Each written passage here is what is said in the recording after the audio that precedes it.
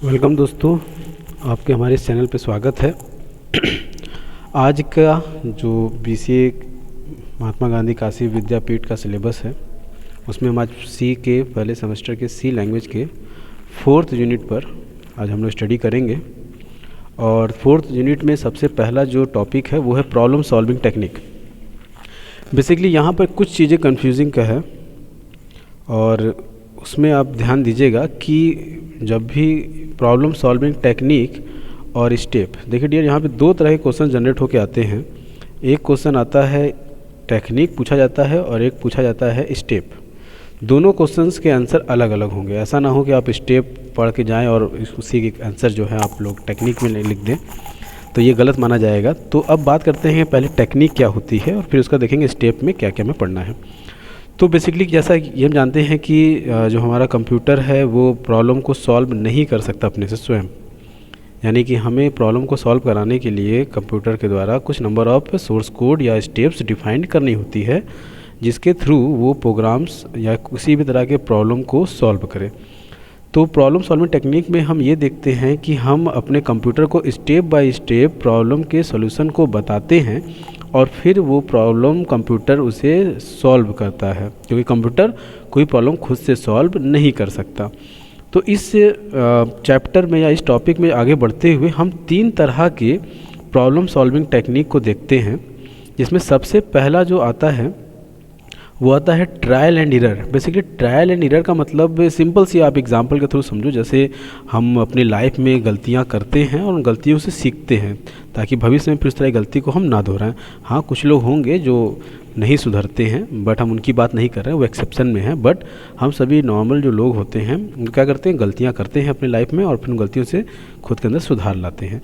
As it is trial and error भी यही same technique है कि यहाँ पर हम मल्टीपल अटैम्प्ट लेते हैं और उस मल्टीपल अटैम्प्ट लेने के बाद हम ये देखते हैं गलतियाँ हमसे कहाँ कहाँ हो रही हैं और हम उस गलतियों को लास्टली सुधारते हुए जिस फाइनल सिस्टम पे पहुँचते हैं वो सिस्टम कंप्लीट परफेक्ट हो जाता है।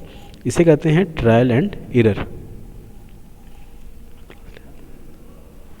सेकेंड टॉपिक में हम बात करेंगे ब्रेन स्टॉर्मिंग की।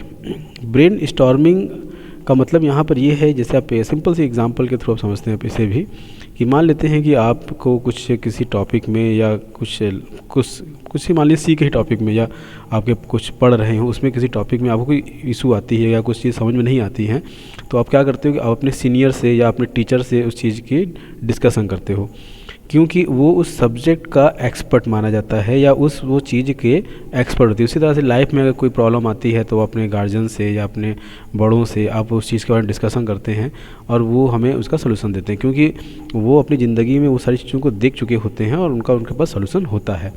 तो as it is brainstorming का मतलब होता है वन या मोर देन वन क्रिएटिव लोगों का ग्रुप होता है और ये ग्रुप जो है मिलकर किसी प्रॉब्लम को सॉल्व करने की टेक्निक का पता करते हैं। फिर समझ लीजिए कि एक या एक से अधिक क्रिएटिव लोगों के समूह मिलकर किसी प्रॉब्लम की सॉल्व करने की टेक्निक का पता करते हैं, तो इसे कहते हैं ब्रेन स्टॉर्मिंग। थर्ड जो टेक्निक है प्रॉब्लम सॉल्विंग की वो है डिवाइड एंड कनकरर। इसका मतलब होता है डिवाइड एंड कनकरर का कि हम अपने बड़े प्रॉब्लम्स को छोटे छोटे प्रॉब्लम में डिवाइड करते हैं एंड देन उसके बाद फिर उन छोटे छोटे प्रॉब्लम्स को सॉल्व करते हैं और फिर उसके बाद सॉल्व करने के बाद उसे हम लोग क्या करते हैं, ग्रुप या कंबाइन कर लेते हैं। इसे कहते हैं डिवाइड एंड कनकरर। ठीक है, फिर समझ लीजिए कि कोई बड़ा प्रॉब्लम आता है हमारे पास, उसके छोटे छोटे पीस ऑफ प्रॉब्लम्स में हम डिवाइड कर लेते हैं और फिर उस छोटे सब प्रोग्राम्स को हम सॉल्व करते हैं एंड करने के बाद देन आफ्टर हम उन सभी को वापस से कंबाइन कर लेते हैं और इसे कहते हैं डिवाइड एंड कनकरर। सो नेक्स्ट जैसा मैंने बताया था कि अब हम प्रॉब्लम सॉल्विंग स्टेप पे चलते हैं। प्रॉब्लम सॉल्विंग स्टेप और प्रॉब्लम सॉल्विंग टेक्निक दोनों में फ़र्क है। हमने बताया था कि यहाँ पर प्रॉब्लम सॉल्विंग इस टेक्निक में 3 तरह के टेक्निक हैं जो सी में हमें पढ़ने हैं। पहला हमने देखा ट्रायल एंड एरर, दूसरा हमने देखा ब्रेन स्टॉर्मिंग और तीसरा हमने देखा divide and conquer. Problem solving step क्या करता है, अगर आपके सामने कोई प्रॉब्लम आती है तो सबसे पहला स्टेप आप क्या करोगे, उस प्रॉब्लम को पहचानोगे, समझोगे कि वो प्रॉब्लम कहना क्या चाह रही है, वो प्रॉब्लम एग्जैक्टली किस तरह का। जैसे एग्जांपल के तौर पर समझने का प्रयास करते हैं कि मान लेते हैं एक एग्जांपल के थ्रू समझिए इसे, कि मान लीजिए कि आपके लाइफ में इकोनॉमिकल क्राइसिस होती है, आपको पैसे की ज़रूरत पड़ती है। तो यहाँ पे आपने पहले प्रॉब्लम को आइडेंटिफाइड किया कि हाँ मुझे पैसे की दिक्कत है। अब हम बात करते हैं इसका सोल्यूशन क्या क्या हो सकता है। बहुत सारे सोल्यूशन हो सकते हैं। आप कहीं किसी ऑफिस में जाके काम कर सकते हैं, या फिर आप रिक्शा चला सकते हैं, टाली खींच सकते हैं, या आप तमंचा लहरा के जो है अपने चौराहे पर लूट लपेट कर सकते हैं। वो एग्जाम्पल है सिर्फ। तो अब देख सकते हैं कि एक प्रॉब्लम के मैनी सॉल्यूशंस हो सकते हैं, लेकिन इसमें से जो बेस्ट अप्रोच होगा आप उसी को लेंगे। फॉर एग्जांपल आपको ऑफिस में काम करने का जो बेस्ट अप्रोच है, सेफ एंड इजी अर्निंग है, तो आपने क्या किया, किसी ऑफिस को ज्वाइन कर लिया, आप किसी बच्चों को ट्यूशन पढ़ा रहे हैं, तो ये एक ईजी एंड सेफ टेक्निक है।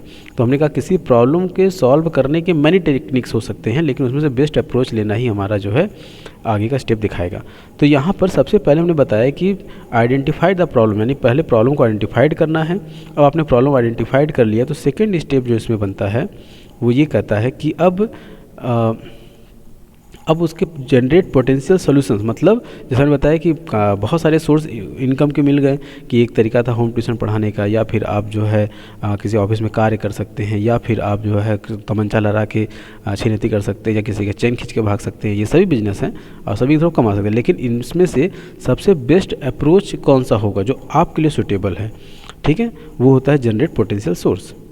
अब सेकंड है, अब जैसे हमने देखा कि इसमें मैनी तरीके देखे हमने, अब इसमें से सबसे बेस्ट सोल्यूशन जो होगा चूज़ वन सोल्यूशन।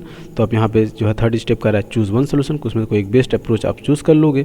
फोर्थ है implementation the solution you have chosen, यानी अब जो भी आपने चूज़ किया है, फॉर एग्जांपल आपको ऑफिस में कार्य करना है, तो अब किस ऑफिस में कार्य करना है उसके लिए आप जो है कहीं ऑफिस में रिज्यूमे दोगे, कहीं जाकर अप्लाई करोगे। तो सेम एज़ इट इज़ यहाँ पर भी हम वही सेम चीज़ देख रहे हैं कि implementation the solution you have chosen, यानी कि अब आपको इम्प्लीमेंट यानी प्रोग्रामिंग करना होगा उसको सॉल्व करने के लिए, यानी कि उस प्रॉब्लम को सॉल्व करने के लिए। देन जो फिफ्थ स्टेप हमारा बनता है वो हमारा जो है लास्टली इवेल्युएट द रिजल्ट, और फिर लास्ट में आपके सामने सैलरी मंथ के एंड में आएगी। तो एज़ इट इज़ यहाँ पर भी जो है आपके एंड में रिजल्ट आपके सामने आएगा। तो जैसा कि हमने यहाँ 5 स्टेप में देखा, पहला स्टेप जैसा हमने बताया यहाँ पर कि आप सबसे पहले प्रॉब्लम को आइडेंटिफाइड करते हैं, प्रॉब्लम को समझते हैं। पहला स्टेप ये कर रहा है कि आप प्रॉब्लम को पहले समझेंगे। दूसरा कर रहा है कि उसके कितने सॉल्यूशंस निकल सकते हैं, जनरेट द पोटेंशियल सॉल्यूशन, उसको समझेंगे।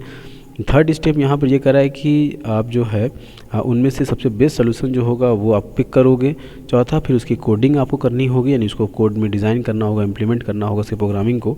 और फिफ्थ जो है उसके रिज़ल्ट को आप इवेल्युएट करोगे कि जो रिज़ल्ट आपको बन रहा है क्या वो आपके मन के मुताबिक है या फिर नहीं। तो ये 5 स्टेप में हमने प्रॉब्लम सॉल्विंग स्टेप्स को देखा। इसके बाद जो हमारा नेक्स्ट टॉपिक है, नेक्स्ट टॉपिक हम नेक्स्ट वीडियो में डिस्कशन करेंगे, जो एल्गोरिदम, फ्लो चार्ट, ये सब थोड़ी बड़ी टॉपिक है। तो अगर आप यहाँ तक वीडियो को देख रहे हैं तो चैनल को सब्सक्राइब जरूर कर लें, और फिर मिलेंगे नेक्स्ट वीडियो में। Thank you.